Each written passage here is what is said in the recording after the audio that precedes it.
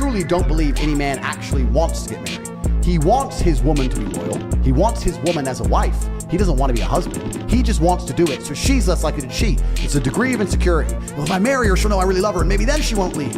And what do they get out of it? But like, men are logical. Sorry. They're logical people. And so they're thinking, does the benefit outweigh the cost? And like, I just think as women, we have to look at ourselves and say, the benefits we bring nowadays don't outweigh the cost for most men.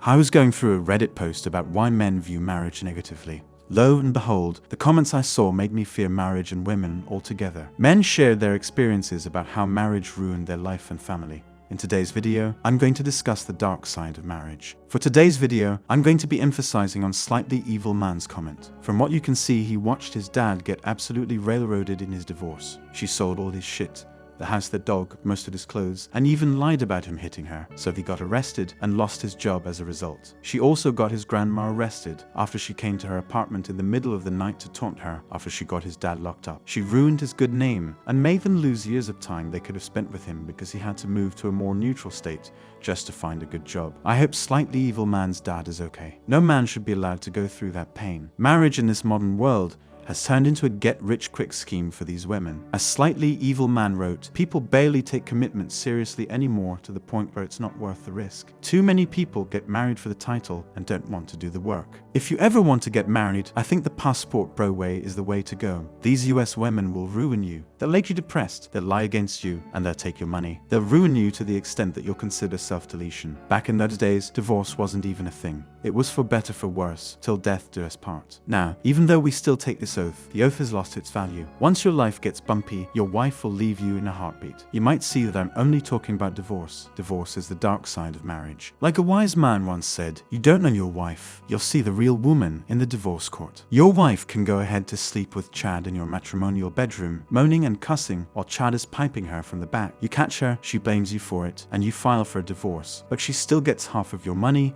your house, and your kids. Did you also know that you're responsible for her lawyer's fees too? The divorce court is a very dreadful place for a man to be in. 90% of the time, men are always the victims. Even if the woman is the guilty one, we still have to pay for it. I remember the story Jack told me, where he said his wife was the churchy type. She was silent and friendly. He couldn't believe she could ever file for a divorce. Inside the divorce court, he saw the real beast. He saw the real her. Before these women get married, they're always independent.